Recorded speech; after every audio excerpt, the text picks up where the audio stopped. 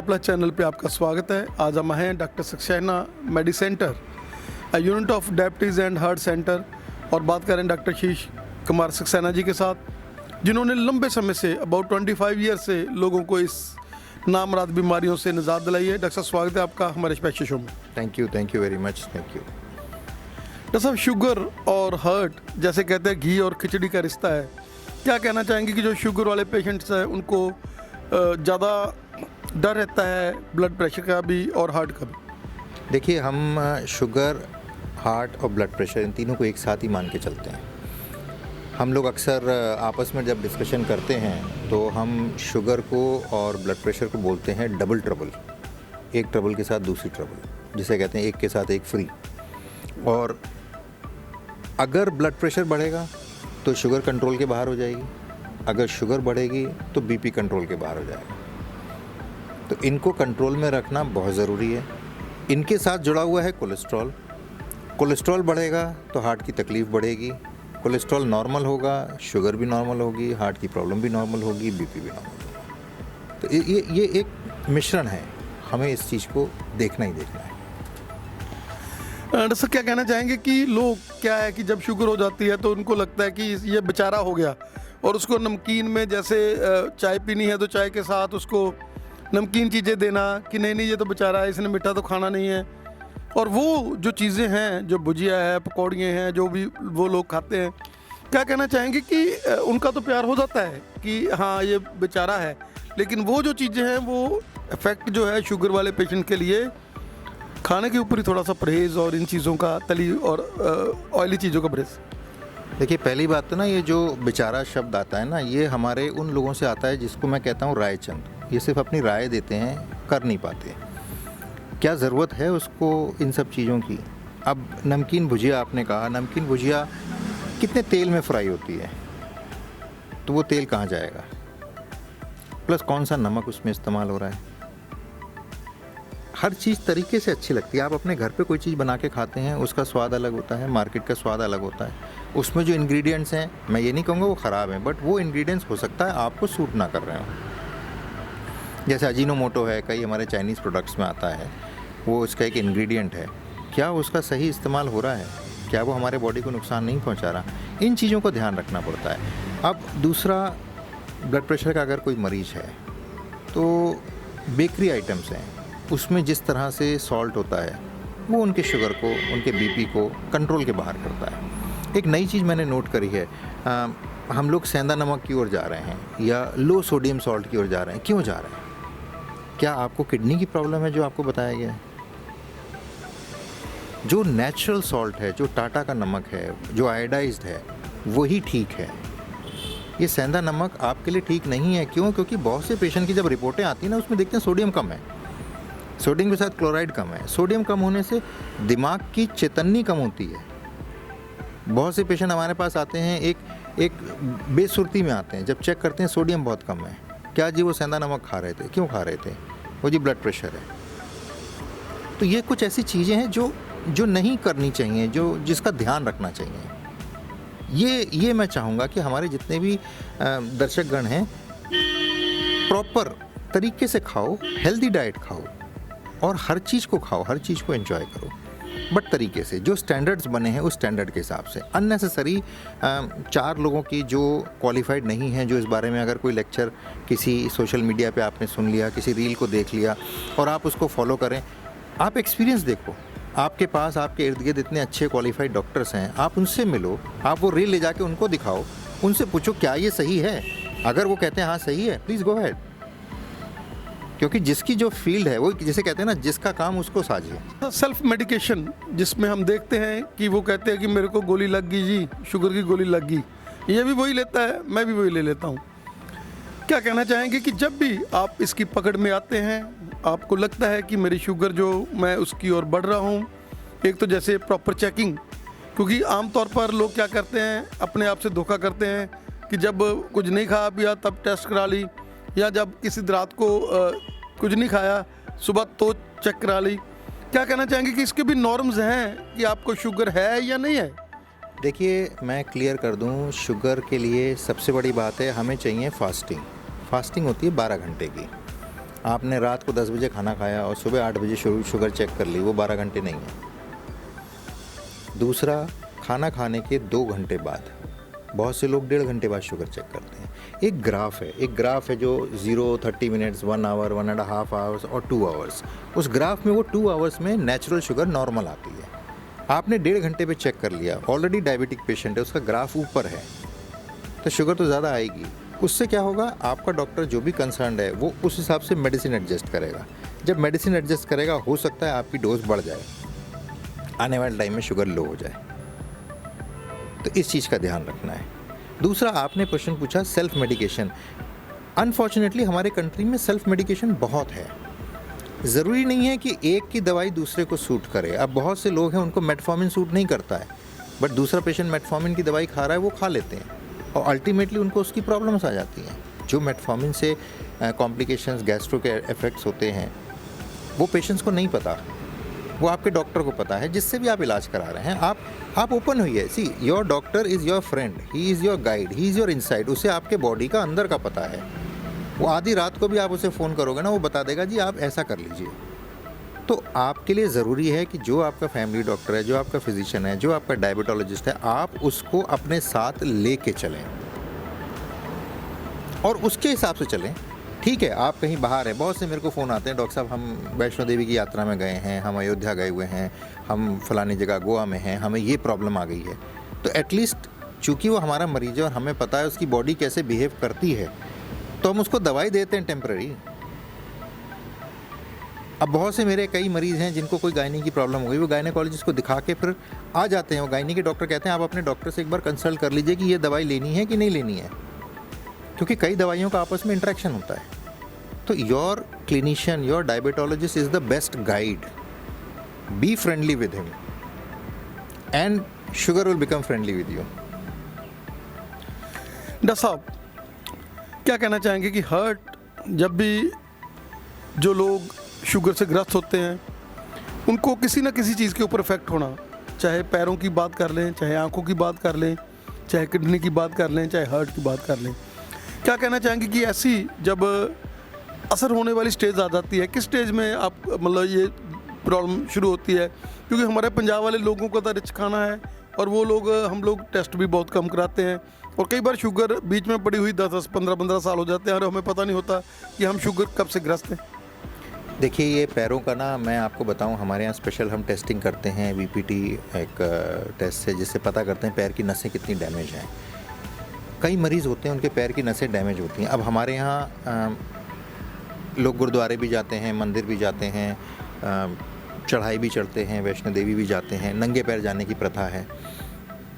अब पैर में सेंसेशन नहीं है, आपका पैर किसी ऊबड़ खाबड़ पत्थर पे पड़ गया, आपको चोट लग गई, आपको पता नहीं चलेगा, ब्लीडिंग हो जाएगी, इन्फेक्शन हो जाएगा। आप गर्मी में टाइम में किसी ऐसे मार्बल पे चल के गए हैं जिसमें गर्म है, लेकिन औरों को पता चल रहा है, आपको नहीं पता चल रहा, आपकी पैर की नसें डैमेज्ड हैं, डेड हैं, आपके पैर जल जाएंगे। It is basically 1st degree 2nd degree Burns हो जाते हैं, पेशेंट आते हैं, यही डायबिटिक फुट बन जाता है आगे जाके।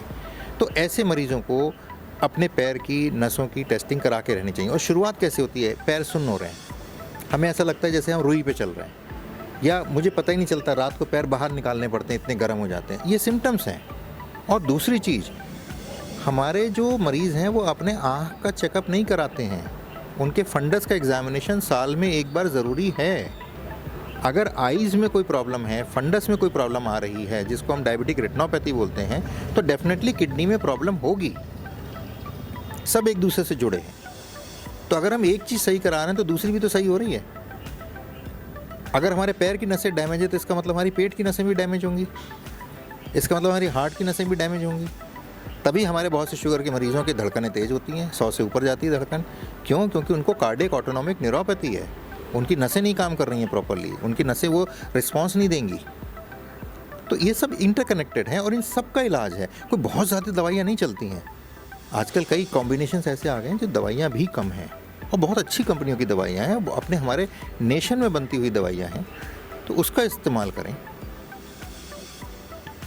जैसा जैसे आप कोशिश करते हैं कि जो आपके पेशेंट हैं वो सर्जरियों से, वो एंजियोप्लास्टी, एंजियोग्राफी से बचें, और अगर वो आपके अनुसार चलते हैं, जब उनको शुगर शुरू हो जाता है, उसके बाद आपको वो फॉलो करते हैं, तो बहुत से लोग जो हैं निजात पा लेते हैं इन चीज़ों से और आपके अनुसार वो चलते हैं। जैसे आपका डाइट चार्ट आप देते हैं, आप एक्सरसाइज के लिए बोलते हैं, आप खुश रहने के लिए बोलते हैं। क्या कहना चाहेंगे कि अगर वो अपने डॉक्टर को फॉलो करता है तो इन चीज़ों की जो कॉम्प्लिकेशन है बहुत ज़्यादा कम हो जाती है और वो नॉर्मल की तरह ही अपने आप को बेचारा शब्द नहीं उसको यूज़ करेगा और वो नॉर्मली खाएगा भी और एंजॉय भी करेगा। देखिए, हम कहते हैं इसको प्रिवेंटिव कार्डियोलॉजी।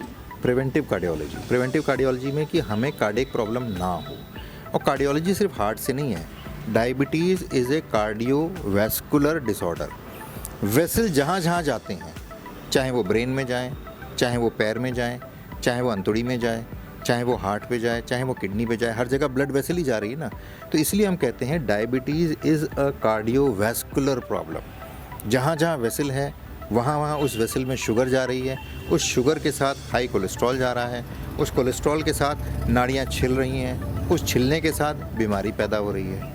तो जब आपने शुगर कंट्रोल करी, कोलेस्ट्रॉल कंट्रोल करा, तो आपकी नाड़ियों में भी स्मूथ ब्लड फ्लो करेगा, जिसमें कोलेस्ट्रॉल नहीं होगा, जो नॉर्मल और नेचुरल होगा। तो नेचुरल चीज़ तो बॉडी में जो बनी है वो कभी नुकसान करेगी नहीं। तो आप प्रिवेंटिव में चले गए ताकि आपको हार्ट की प्रॉब्लम भविष्य में ना हो। एक्चुअल ट्रीटमेंट यही होता है। विदेशों में क्या होता है, जी आज मेरा हेल्थ चेकअप है, मुझे जाना ही जाना है। क्यों जाना है? उनका अपॉइंटमेंट है, इसीलिए वो प्रिवेंशन में है, इसीलिए वो देखते हैं कि क्या है। और जहाँ उनको कोई प्रॉब्लम आती है, refer to a higher centre. हमारे यहाँ पे, हमारे देश में लोग फॉर्चुनेट हैं कि आप खुद जा सकते हैं एक स्पेशलिस्ट के पास, आपको कोई रोक नहीं रहा है। और प्रॉपर चेकअप, मैं थैंकफुल हूँ, ये जितने लैब्स खुले हैं जो पैकेजेस करते हैं और टेस्ट करते हैं, उस टेस्ट में कोई प्रॉब्लम निकलती है तो एटलीस्ट हमारे मरीज़, हमारे जो जानकार हैं, वो अपने डॉक्टर की सलाह तो लेते हैं। और उस सलाह से बहुतों को पता चलता है कि उनको शुगर है, बहुतों को पता चलता है उनका कोलेस्ट्रॉल बढ़ा है, बहुतों को लिवर डिजीज़ पता चलती है, बहुतों को थायराइड पता चलता है, कितनों को तो कैंसर ट्रीट हो गए हैं इस वजह से, जिनको पता नहीं था। तो मैं तो इस चीज़ को बहुत अच्छा कहता हूँ कि इस चीज़ से बहुत फ़ायदा हुआ है, तभी मैं कहता हूँ पॉजिटिवनेस आती है। डॉक्टर साहब, हमने वो इरा देखा है जिसमें हमने कोविड का सामना किया है और कोविड के सामने करने के बाद जो पेशेंट्स का बॉडी स्ट्रक्चर्स है उसमें बहुत ज़्यादा चेंज आई है। और शुगर, क्योंकि एक मेजर कारण था तब शुगर का भी और निमोनिया का भी, जिसके कारण पेशेंट्स को ज़्यादा जो है प्रॉब्लमों का सामना करना पड़ा और कई लोग तो अपनी जान से भी जो हाथ धो बैठे। लेकिन अभी भी जिन लोगों को कोविड हुआ था उनको अपने डायबिटोलॉजिस्ट के साथ, अपने डॉक्टर्स के साथ बिल्कुल कंसल्ट करते रहना चाहिए, क्योंकि ये जो चीज़ें हैं जो हमने करी हैं कोविड के दौरान, उसका हमारे पर साइड इफ़ेक्ट है। देखिए, मैं आपको बताऊं, अभी हमने कोविड के बाद एक स्टडी करी थी अमेरिकन कॉलेज ऑफ फिजिशियंस के अंडर में, और पूरे इंडिया में ये स्टडी करी थी। और उस स्टडी में हमने उन मरीज़ों को लिया है जिनको कोविड के बाद डायबिटीज़ हुई है। They were new onset diabetes after Covid infection. और हमें ये पता चला है कि almost 33% patients became diabetic after Covid. Young patients, उनको कार्डियक मायोपैथी हुई है आफ्टर कोविड। इम्यूनिटी जिनकी इफेक्ट हुई है वो बहुत बुरी तरह से हुई है आफ्टर कोविड। तो कहीं ना कहीं इस वायरस ने एक रिएक्शन बॉडी में किया है कुछ लोगों के लिए, तभी कोई ना कोई प्रॉब्लम आई है।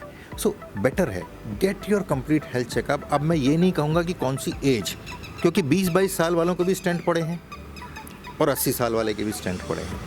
तो इसलिए any age is a good age for getting your health checkup done. जैसे मॉरल ऑब्स्टी, जिसके साथ हमारे बच्चे, पहले हम देखते थे कि बच्चे जो हैं वो हेल्दी फूड और घर में जैसे एक्सरसाइज, खेलना, बाहर जाना, अब टैप्स के ऊपर, और जंक फूड्स, रेडीमेड फूड्स। रात को अभी हम देख रहे थे कि नाइट को लोग 12-12 बजे परांठे मंगा रहे हैं, 12-12 बजे खाना मंगा रहे हैं। क्या कहना चाहेंगे कि छोटे छोटे बच्चों को भी अब घर वालों को ध्यान रखना पड़ेगा उनका, कि वो भी इस नामराद बीमारी से ग्रस्त हो सकते हैं? एक्चुअली पहले क्या है ना, अब डेफिनेशन चेंज हो गई है। हेल्दी बच्चे से मोटू बच्चे पे आ गई है कि हमारा बच्चा मोटू नहीं है। ये एक साइकोलॉजी का आ गई है। अच्छा, plus burger, pizza, pasta, easy availability, जो हमारे ये ऐप्स हैं, इनकी वजह से जो रात बेरात आपने बताया खाना खाना, इससे कहीं ना कहीं बॉडी की साइकिल इफेक्ट हुई है। अब देखिए, हमारे कितने अच्छे रिलीजन हैं जो कहते हैं कि सूरज ढलने के बाद खाना नहीं खाना, बॉडी को रेस्ट मिल रही है, एंजाइम्स बन रहे हैं, प्रॉपर रेस्ट मिल रहा है, प्रॉपर कंट्रोल हो रहा है, आपका लिवर भी प्रॉपर काम कर रहा है, सो रहा है, रेस्ट कर रहा है। तो वो चीज़ें हमारी कहीं ना कहीं इफ़ेक्ट हुई हैं हमारे वेस्टर्नाइजेशन के लिए, हमारे मॉडर्नाइजेशन की वजह से। और मॉर्बिड ओबेसिटी, बच्चों में obesity is becoming a matter of concern, क्योंकि सिर्फ वो मोटे नहीं हो रहे हैं, वो आने वाले समय के लिए उनके माँ और बाप बनने में भी दिक्कतें आ जाएंगी, क्योंकि उनके ऑर्गन्स उस हिसाब से डेवलप नहीं हो रहे हैं। ये एक बहुत बड़ा इशू है जो अभी नहीं समझ में आ रहा है, लेकिन ये एक रैम्पेंट मोड से समझ में आएगा। इंडिया की पॉपुलेशन पे फ़र्क पड़ेगा आने वाले समय में, लोगों की साइकोलॉजी में फ़र्क पड़ेगा। तो इसलिए हेल्दी, इसके लिए कहते हैं slimmer the waistline, longer the lifeline. Doctor साहब, क्या कहना चाहेंगे कि फैटी लीवर वालों के लिए, जैसे आपने फाइब्रोस्कैन के बहुत सारे कैंप, क्योंकि आपके मन में था कि हम लोग इस बीमारी से निजात पाएँ फैटी लीवर से, जो कि बहुत ज़्यादा बढ़ रहा है, क्या कहना चाहेंगे कि एक सिंपल टेस्ट है फाइब्रोस्कैन का, जो करवा लेता है बंदा तो उसको स्टेज पता चल जाता है। नो डाउट कि अल्ट्रासाउंड कराता है बंदा, लेकिन अगर फाइब्रोस्कैन कराता है तो फिर वो सारा वो लिवर की वो फास्ट स्टेज का भी फास्ट है कि सवा के 1.5 है, कितना लीवर दे उत्ते इफेक्ट होया। फाइब्रोस्कैन एक डिवाइस है जो एक नॉन इन्वेजिव डिवाइस है, जिससे पता चलता है कि लिवर का आर्किटेक्चर क्या है, कितना डैमेज हुआ है और कितना रिकवर करना है। और अगर लिवर डैमेज है, देखिए किडनी तो 2 हैं, आँखें 2 हैं, लिवर तो एक ही है, और उसी के सहारे सब कुछ चलना है, उसी से सब कुछ क्लीन होना है, सब कुछ वॉश होना है। तो उसका तो हमें ध्यान रखना पड़ेगा ना, वो तो हमारा ध्यान रख ही रहा है, बट हम उसका ध्यान कब रखेंगे? हमने अल्कोहल भी ले लिया, हमने कोल्ड ड्रिंक भी ले ली, हमने नॉन वेज भी ले लिया, हमने मखनी आइटम भी खा लिए, अल्टीमेटली लोड तो लिवर पे पड़ा ही है। और फैटी लिवर में क्या है, इसका मतलब आपस में उसके अंदर फैट इकट्ठा है। जब फैट इकट्ठा है, वो खुद तो सांस ले नहीं पा रहा है, तो आपको सांस कहाँ से देगा? और जब वो सांस नहीं ले पा रहा है, जब वो फैट उसके अंदर इकट्ठा है, मैं सिंपल कहता हूँ, फैटी लिवर को देखना है तो एक मधुमक्खी के छत्ते को देखो। उस मधुमक्खी के छत्ते में जैसे सेल होते हैं जिसके अंदर शहद भरा होता है, बाद में वो टपकता है, ऐसे ही वो फैटी लिवर टपकता है। तो आपके खाने को डाइजेस्ट नहीं करेगा, आपको एसिडिटी हो जाएगी, आप गैस की दवाइयाँ लेते रहोगे। बीमारी की जड़ कहीं और है, इलाज तो सिर्फ हम आग बुझाने का कर रहे हैं, जो आग लगा रहा है उसको तो ठीक करें। डॉक्टर साहब, बहुत मज़ा है आपसे बात करके, और हमारे दर्शकों को भी हर चीज़ पसंद आई होगी, क्योंकि उनकी डेली लाइफ में ये चीज़ें घट रही हैं। आपके साथ हम लोग ये एसोसिएशन बनाए रखेंगे। आपका हमें इतना समय देने के लिए और लोगों को अवेयर करने के लिए बहुत बहुत धन्यवाद sir. Thank you. Stay wealthy, stay healthy and stay super nice.